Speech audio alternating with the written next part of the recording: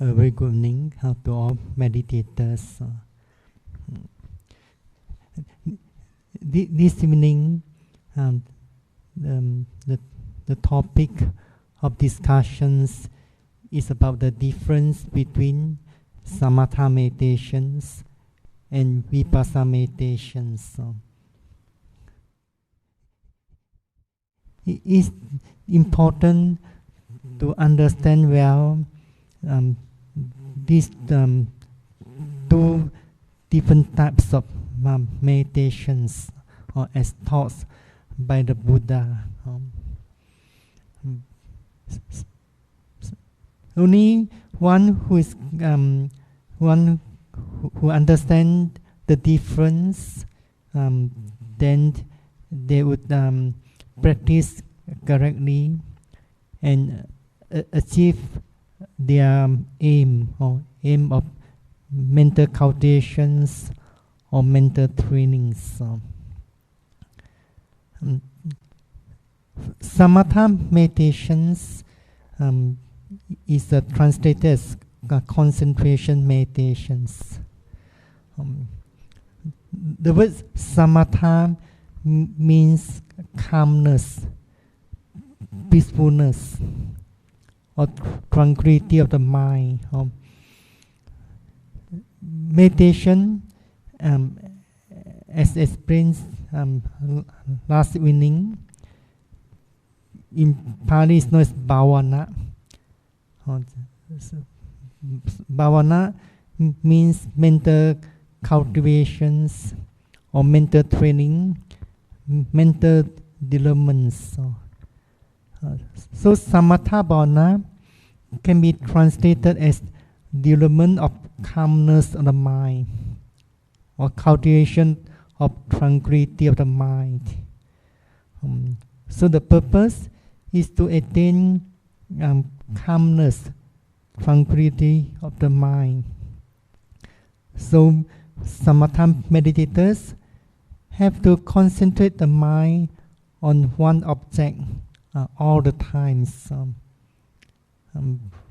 For example, Samatha meditators may choose the in-breath and out-breath as the objects of concentration. So they concentrate the mind on the in-breath, out-breath all the times. They do not have to pay attention to other objects or other phenomena such as pain or thinking and so on. If they practice walking meditations, they do not mindful the movements of the feet, but they have to concentrate the mind on that objects all the times. If they are doing something else, they still have to concentrate the mind on the objects. There's in breath and out breath. It's because Samatha meditators want to attain deeper and deeper concentrations. When the concentration is very deep, Samatha meditators would feel calmness, peacefulness of mind. It's because mental defilements is being suppressed by deep concentration. So the mind becomes very calm, peaceful, tranquil. But Samatha meditators are not able to realize the true nature of existence or the true natures of mental and physical phenomena. It's because most of the objects of concentrations concepts.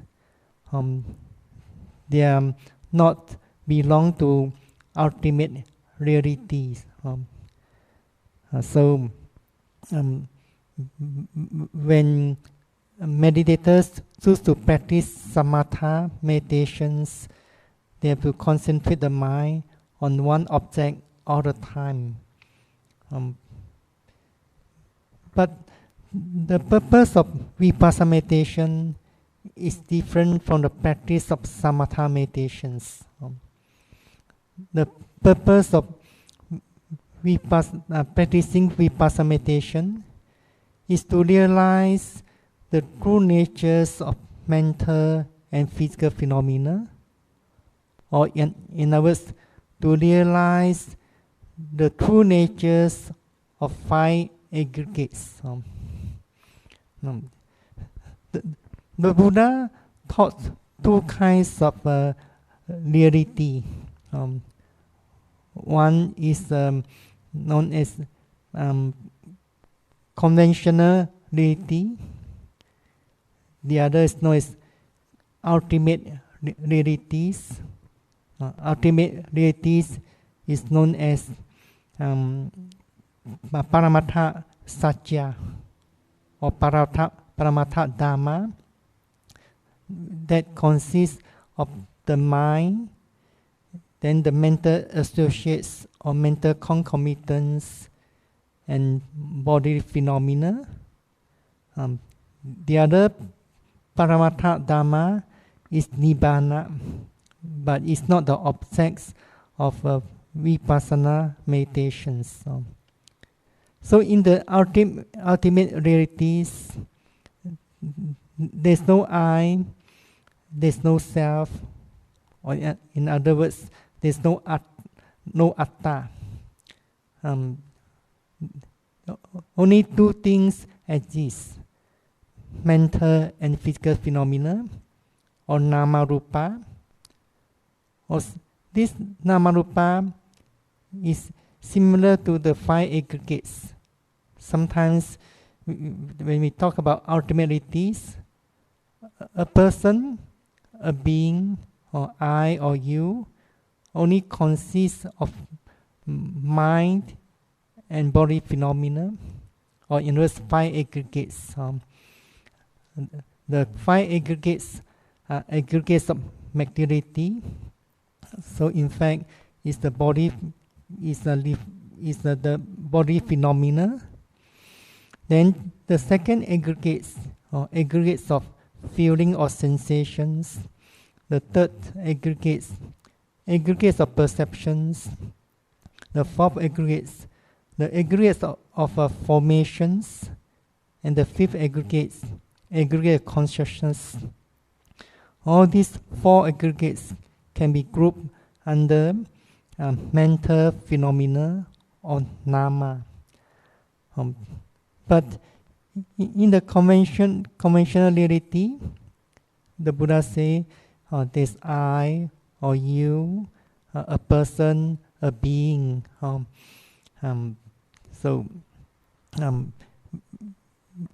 It's because we want to realize the ultimate reality. We have to take the mental and physical phenomena, or in other words, the five aggregates, as the objects of mindfulness meditation, Vipassana meditation. As you know, the five aggregates usually is known as five aggregates of clinging. As long as we are not yet enlightened, we cling to these five objects, five aggregates, as a person, as a being, as an I or you. So five aggregates of clinging, the Buddha say, is the truth of suffering. So if we want to realize the truth of suffering, that's why we have to be mindful of them whenever they are arising at that present moment. By mindful of any phenomenon that's arising at that present moment as it usually occurs, then we may gain some personal experience or direct experience. The Buddha said we have to realize the Dharma, or in other words, the truth, through personal experience or through direct experience. So, if any object can lead you to realize the truth, then that object can be taken as the objects of mindfulness meditation or Vipassana meditation. So we do not have a single object of mindfulness meditation. It's because in the ultimate reality, every object is conditioned. In other words, is arising dependent on another object or another phenomenon. The mind or the consciousness arises dependent on an object or phenomenon as well. So the purpose of practicing Vipassana meditation is to realize the true nature of mental and physical phenomena, or in other words, the five aggregates as they really are. So mindfulness meditators have to be mindful or pay attention to whatever object is arising at that present moment. But the mindfulness and concentration are not yet strong enough. The meditators may have to make an effort to direct the mind, or in other words, the awareness, the mindfulness, to an object. For example, you may have to direct your mind to the basic objects, either the movements of abdomens, or the sitting postures, or the touching points. If there's no distinct object arising at that present moment. But when meditators have made progress in the practice, mindfulness is getting sharper or stronger. The concentration is getting deeper. Meditators may realize that the mindfulness or the awareness goes to the object by itself, or the mindfulness awareness is arising together with an object. So this point is important. We do not have a single process of mindfulness. One who practices Samatha meditation may think that there's a single process of mind that concentrates on one object all the time, or as long as possible. If there's a thinking arising, Samatha meditators will bring the mind back and concentrate the mind on the single object of concentration. For example, the in-breath and the out-breath. So the mind has to concentrate on one single object all the time. But in the practice of mindfulness meditations, mindfulness is also one of the mental processes. Do you think mindfulness is a permanent process, everlasting process, or that mindfulness also subjects to arising and passing away? Do you think the mindfulness is a permanent process, or is a single process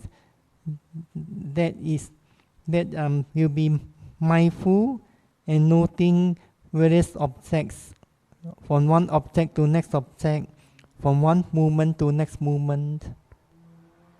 Or do you think that there are many processes of mindfulness? Actually, mindfulness is one of the mental processes. It is not a permanent process. It also has the characteristics of arising and passing away. But it's not clear at the beginning of the practice, especially when awareness is not sharp and concentration is not deep enough. So it's important to follow the guidelines or the principles of developing mindfulness. It's important to follow this guideline. If meditators do not follow this guideline well, they may not be able to see clearly the process of mindfulness, which is arising dependent on an object, and it's not permanent. It's also subject to passing away when the object has disappeared. So if meditators could not understand well how to practice mindfulness meditation, as long as they can bear in mind the guideline or the principles, then they shall practice well, and their practice will be progressing, and eventually realize the three characteristics of impermanence, unsatisfactoriness, and non-self clearly.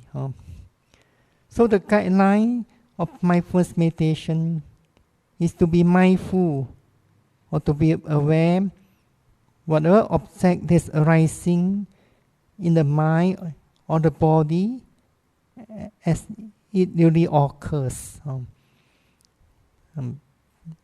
So meditators have to be mindful of one object at each moment. So there are two the types of phenomena. One is physical phenomena, the other is mental phenomena. We always give priority to mental phenomena because meditation is mental training, mental cultures. So when meditators are mindful of one physical object, for example, the movements of the abdomen, or hot, hardness, and so on. If the physical object is very clear, yet the mind is thinking of something, then mindfulness meditators should give priority to that mental object that's thinking, and be mindful and note it as it really occurs. For example, thinking, until the thinking has disappeared by itself. Then meditators come back to the body phenomena again. For example, if the movement of the abdomen is clearer, be mindful of movement of the abdomen. If the phenomenon of hot is very clear, then mindful of hot. Or the phenomenon of coldness is very clear, then be mindful of coldness. If the movement of the abdomen is not clear, and there is no other stronger object, then meditators to be quick enough to take the sitting postures as the object of mindfulness, and note it as sitting, sitting. Then be mindful of the clear touching point, touching, touching. Be mindful of second clear touching point, touching, touching, and so on. So mindful of the mind is always important. Mental processes are many, such as thinking, planning, or feeling sleepy, or sometimes the mind is wandering, sluggish, and so on. And mental states or mental phenomena also includes sensations or feeling. When you feel pain on your legs, do you think that pain is a body object or is a mental object?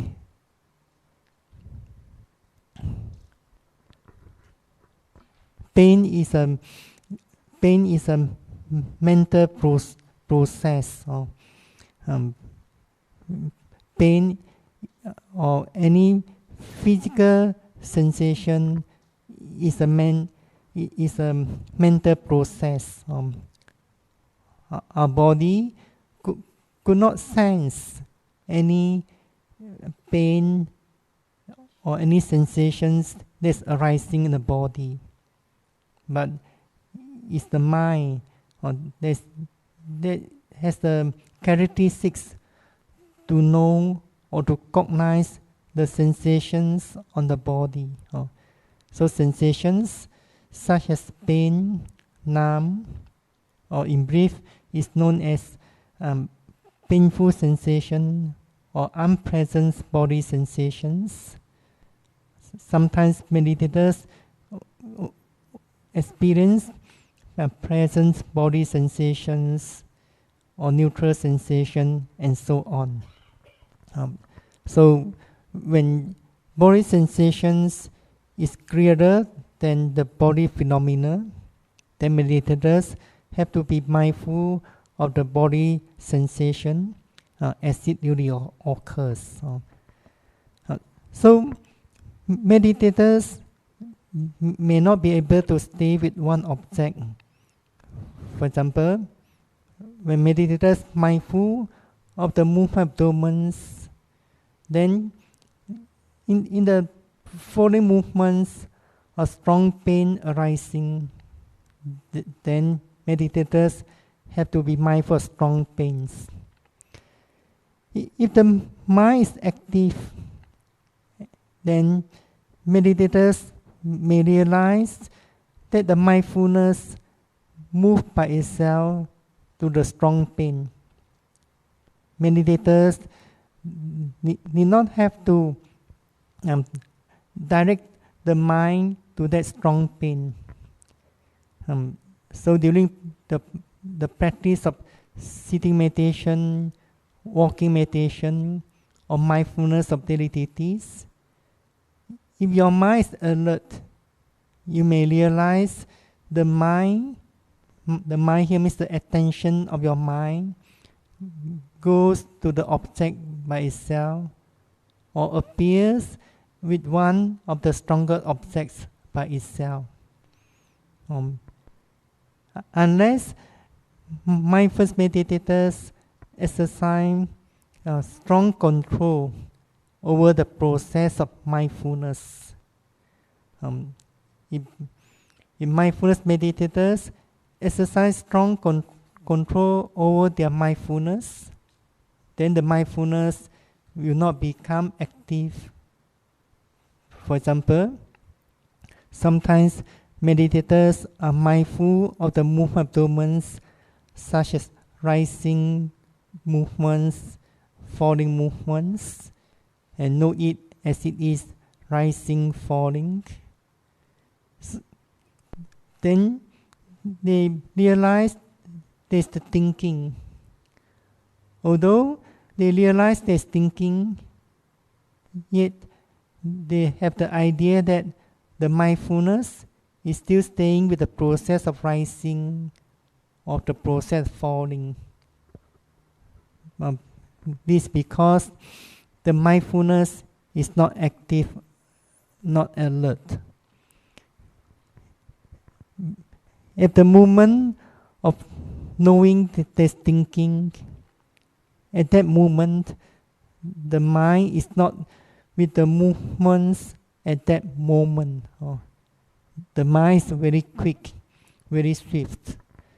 But if the mindfulness is not active or alert, meditators may not see it clearly. So, what's been emphasized here, meditators could not stay with one object all the time. Sometimes meditators feel pain. They may have to note pain. Sometimes they may think the painful sensation lasts for quite some time. But the true nature of pain does not last long. It's because the mindfulness and concentration are not strong enough. Then meditators could not realize the true nature of pain as it really occurs. So meditators need to be patient and put forth enough effort. In other words, meditators have to note the pain continuously. For example, pain. At the same moment, and make sure that the mindfulness is with the painful sensation, which is the object of meditation. Meditators should not be mindful of that mental noting. Sometimes meditators mindful of pain, then there's desire arising to move. Then meditators should be mindful and note the desire. When desire has disappeared, meditators will not move the sitting positions or change the postures. Sometimes meditators is getting impatient because the pain did not disappear immediately. Then they should be mindful and note impatient, and so on. So in other words, mindful meditators may have to mindful and note from one object to next object, from one moment to next moment. So meditators have to put forth effort to develop the momentum of mindfulness. In other words, to mindful and note from one moment to next moment. It may need some mental effort. So sometimes meditators may feel some tension if they try to mindful and note constantly, continuously. Then they may feel some tension in the mind or some mental pressures. So if there's mental tension arising, they should also be mindful of the mental tensions as it really occurs. They should not ignore the mental tensions. Sometimes the meditators feel a lot of tension of mind or tightness of the head or tightness of the mind. They should not ignore it, because the tension or the tightness is also an object of mindfulness meditation. If the tension is very clear, meditators should be mindful of it. But sometimes when meditators are mindful of mental tensions, they may not have to make any mental noting. For example, you feel tension in your mind, you will make mental noting, tension. Then the the intensity of the tension is getting stronger, then meditators should not make mental noting, but just be mindful with moderate effort. Be mindful of the mental tension with moderate effort. But if meditators feel physical tensions in any parts of the body, they may mindful and note it. So meditators may mindful and note the physical tensions, but sometimes meditators mindful of the mental tension, they may not have to know it. It depends on the experience of the meditators. If meditators make mental noting, tension, and the mental tension is getting stronger and stronger, then they should not make any more noting, but they should be mindful of that mental tension as it really occurs. If mindfulness meditators ignore the mental tension and direct the mindfulness to other objects, then in fact meditators are suppressing that mental tensions. They may be able to suppress the mental tension or ignore the tension at the beginning of practice. But the more they ignore the mental tensions, the tension will be developing or accumulating, getting stronger and stronger. Eventually, meditators may not be able to ignore it because it's getting overpowering. So if meditators keep on ignoring the mental tensions or tightness of the mind or any mental pressures, eventually this mental tension can become a hindrance to the progress of meditations. So meditators should bear in mind whenever there's a mental tension arising, they should be mindful of it. They should not ignore it. So the purpose of mindfulness meditation is to realize the mental and physical phenomena as they really are. They should realize the true nature of the object as it is, and they should also be able to realize the true natures of mindfulness or the mental process of mindfulness. If they cannot realize the true natures of mindfulness as it is, then they may think that there's only one single process of mindfulness that has been mindful and noting various objects, from one object to next object, from one moment to next moment. So it's important to understand how does mindfulness arise, or how does awareness arise. Do you know how does mindfulness arise? Or how does consciousness arise? Do you know? Can mindfulness or awareness arise by itself? Or can any consciousness arise by itself?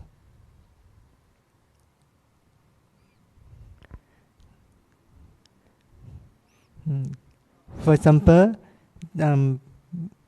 hearing. Can hearing arise by itself? Hearing, in other words, the hearing consciousness can arise because there's a sound or voice or noise. And there's a space for the sound or the noise to travel to ear door. So when there's this condition, there's consciousness arising, hearing the sound or the noise or the voice. So this consciousness is named hearing consciousness or ear consciousness. But do you think this hearing consciousness is permanent or everlasting? That consciousness is also arising and passing away very instantly. But if the mindfulness and concentration are not strong, then it's difficult to perceive the arising of hearing consciousness clearly. So when mindfulness and concentration are not strong enough, meditators could not mindful the hearing conscious clearly, but the attention of mind is on the sound or the noise. So in other words, meditators hear the sound, hear the voice clearly, but they may not able to perceive the hearing consciousness clearly. But as a mindfulness meditators, which object should be taken as an object of mindfulness? The sound, the noise, or the hearing consciousness? Hearing consciousness should be taken as an object of mindfulness. Even though meditators sometimes could not perceive the hearing consciousness clearly, yet they hear a loud sound, loud noise. They may have to mindful and note it as hearing 2 or 3 times.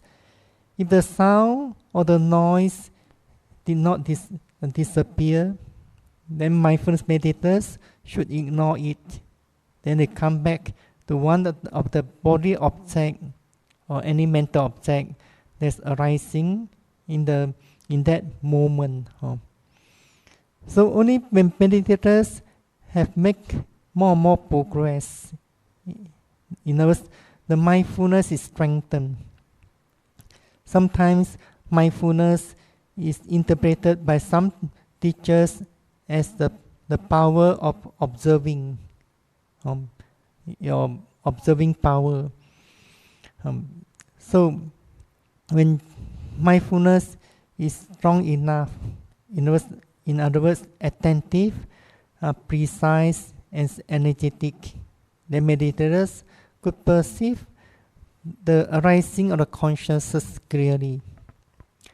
So similarly, you know how does a consciousness arise, then you know how does mindfulness or awareness arise. Mindfulness or awareness can only arise dependent on an object. If the object does not arise, mindfulness cannot arise. This is important. But when the mindfulness is weak, meditators could not see the arising of mindfulness clearly. It seems that meditators may have to direct the mind or the mindfulness to the object. For example, movement of abdomens, or sitting postures, and so on. But when they keep on practicing, or in other words, developing the mindfulness by following the guideline of mindfulness meditation closely, they may realize that they can mindful the movement of abdomens because the movements of abdomen has been arising. Then they can pay attention or be mindful of it. When the process of movements of the abdomen, for example, the process of rising movements has disappeared, then do you think that process of mindfulness is still staying there, still persisting, or what will happen to that process of mindfulness? So, if the process of rising movements had disappeared, the mindfulness that's arising dependent on that process of rising also disappear. That's the meaning of conditioned phenomena, because its arising is conditioned by another thing, by another object. So when that object had disappeared, the mindfulness or the consciousness that's arising dependent on the object also disappear by itself. So meditators have to realize that the process of mindfulness is not an everlasting mental process. So it's different from the practice of Samatha meditation. In the practice of Samatha meditations, meditators could see there's only one mind that concentrates on the object, one object all the time. And most objects are concept. Concept does not have its own nature of arising and passing away. Only ultimate Paramathanama has its own nature of arising and passing away. So during the practice mindfulness meditation, meditators have to realize the true nature of mental physical phenomena, as well as the mental process of awareness or the mindfulness. So meditators have to be clear the way of the practice, the way to develop concentration, and the way to develop mindfulness. So only meditators are able to develop mindfulness constantly, continuously, from one moment to next moment, from one object to next object, for a period of time. And the mind is quite free from hindrances and defilements. Then they would attain concentration. So mindfulness meditators have to make effort to develop mindfulness constantly, continuously. Then they are able to attain concentration.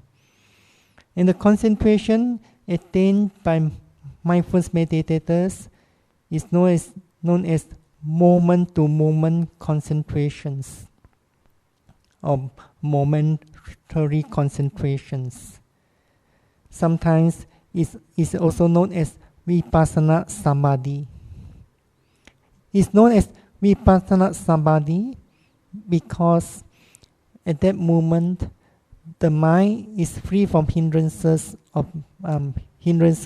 such as the hindrance of sensual desires, hindrance of ill will, hindrance of sloth and torpor, hindrance of restlessness and remorse, and hindrance of doubts. In other words, the 5 mental hindrances and other defilements. So at that time, the mind is also quite peaceful, quite calm. But at the same time, meditators may realize some experiences of mindfulness meditation or insight knowledge. So it's known as Vipassana Samadhi because at the time, mindfulness meditators realize every object is arising, passing away, arising, passing away instantly. And if the mindfulness is very sharp, meditators realize that at each movement there are only two processes. One process is the object.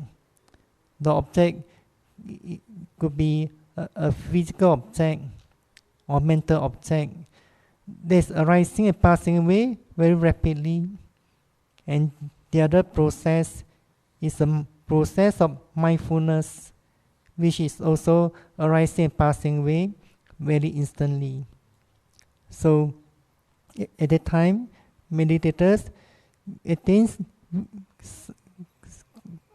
some Vipassana Samadhi or moment-to-moment concentration. Meditators could not mindful and concentrate on one object for more than a moment, because every object is arising and passing away within a moment. Then there be another object arising in the subsequent moment. Then meditators have to be mindful and concentrate on the object that's arising on the subsequent moment. That object also subject to passing away instantly. Then there will be another object arising in the following moment. Similarly, the mindfulness that's arising depending on object also arising and passing away in that moment. Then in the following moment, when there's one object arising, then there's another process of mindfulness arising, and be mindful of that object.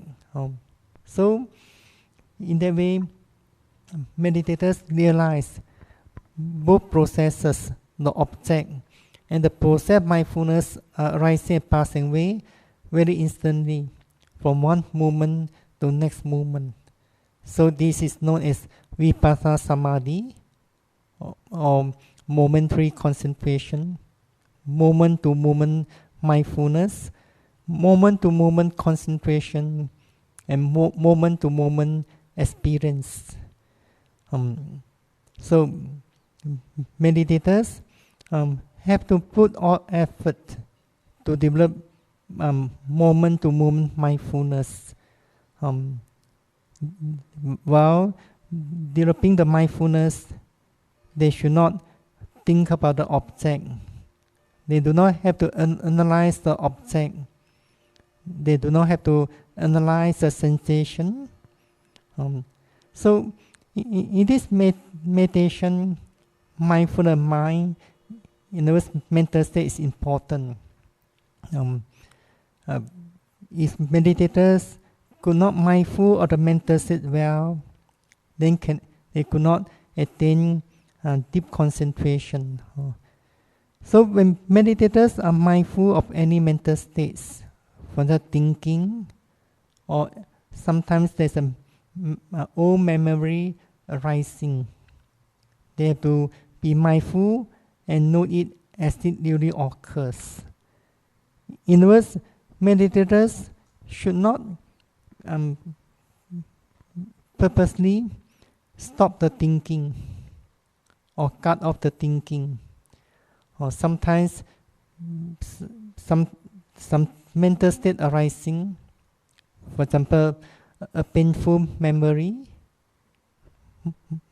Some mindfulness meditators may have the tendency to stop the mind from thinking about it, or bring the mind back to the basic object again. But this is not the way of mindfulness meditation.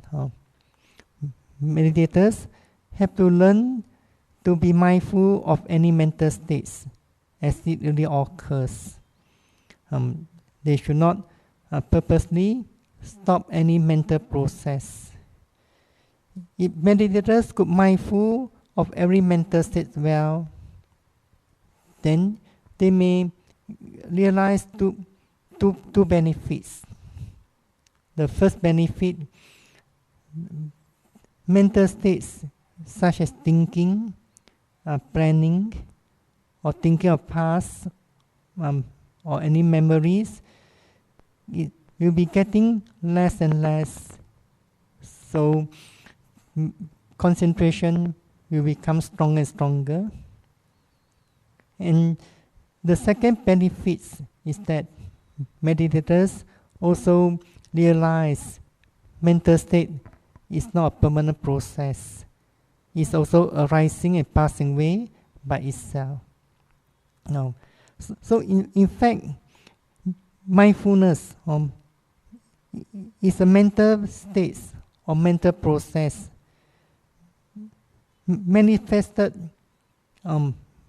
as a mental state or turning towards the object or coming face to face with the object. Take, for example, the hearing. When there's a sound or noise appear at the ear door, then are you able to stop the consciousness from arising? The consciousness will be arising by itself. Similarly, your practice is getting better, in other words, is making progress. You realize that mindfulness awareness will go to the object by itself or appear by itself with a strong object. Then you may know from your experience that you are practicing correctly. Mindfulness is a mental process which also has the characteristics of impermanence, anicca, unsatisfactoriness, and anatta, not non-self. One of the meaning of anatta is beyond control, not subjecting to the control of anyone. It's a process arising dependent on an object. So mindful of the mind is always important. So how do you mindful the mind? Do you know what comes to know thinking or planning? So how do you mindful the mind? What comes to realize that there's a thinking going on, or there's memory arising at that time? What comes to know these mental states? How do you know your mind is thinking? How do you know your mind is planning? This mind is perceived by you or perceived by something else.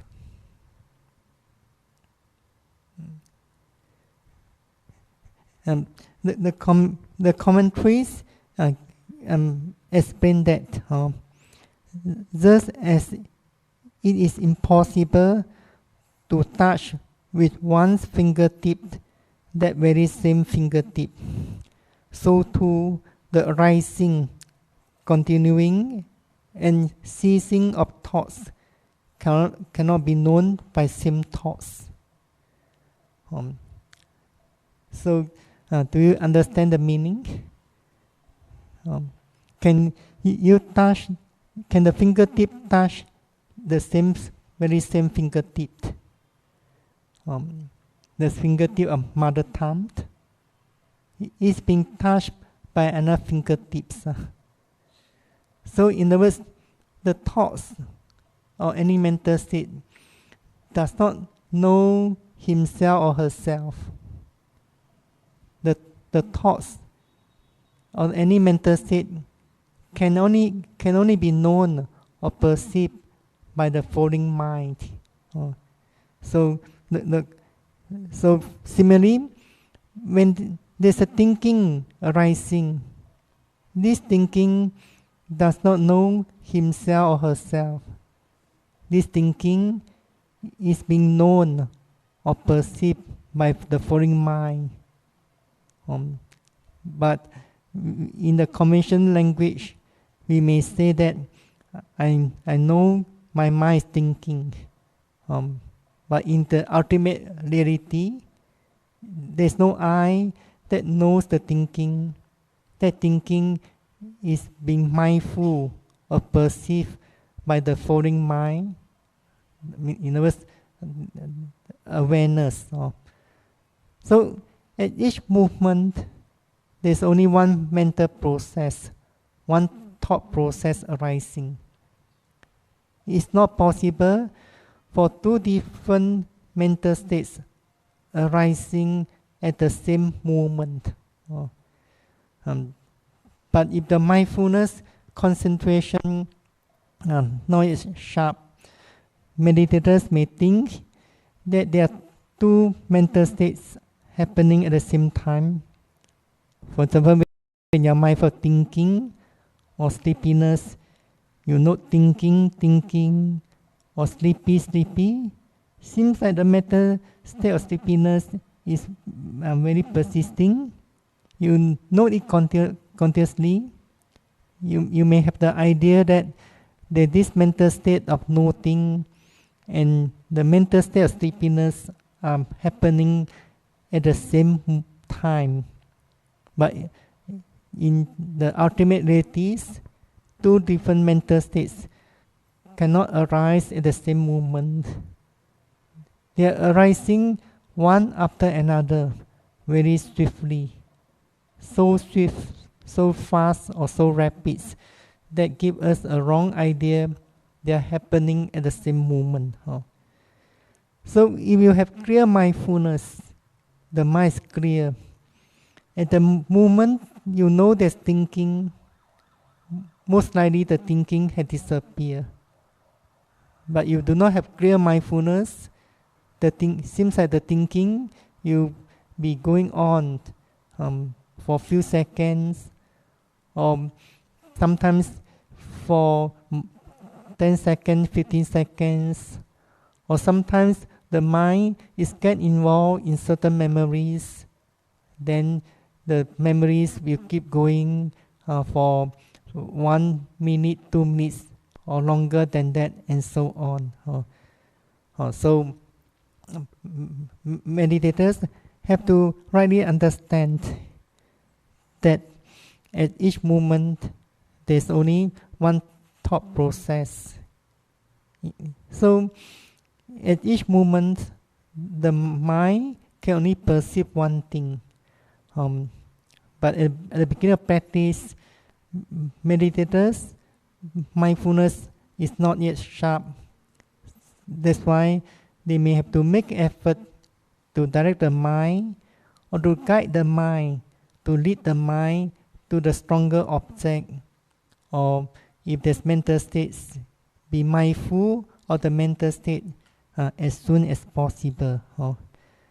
So I shall repeat, just as it is impossible to touch with one's fingertip, that very same fingertip, so too the arising, continuing, and ceasing of thoughts cannot be known by same thoughts. So it's important to mindful and note the thought process. If there's no thought process, then meditators have to be very mindful of the body object or sensation, whichever is more distinct or more dominant. So, in other words, meditators have to practice mindfulness meditation in the way of the four foundations of mindfulness. They could not stay with one object all the time. Mindfulness meditators have four different objects in brief: body phenomena, feeling or sensation, the consciousness, and Dharma. They have the 4 different objects. They could not say that I only want to stay with one object all the time. So this point is important. We cannot practice mindfulness meditations in the way of Samatha meditation. For example, sometimes the mind thinking, mindfulness meditators did not mindful of it well, but they bring the mind back to the basic object again. So this is not the correct way to develop mindfulness. So I wish meditators rightly understands the way to develop concentration and the way to develop mindfulness. So here, meditators have to develop mindfulness constantly, continuously, from one object to next object, from one moment to next moment, in order to attain deeper and deeper concentration, in those moment-to-moment concentrations, so that you could gain clear experience or clear insight knowledge. So when the insight knowledge becomes penetrative, you may even overcome your mental defilements. So I wish meditators always put forth effort. When there's effort, there's constant continuous mindfulness.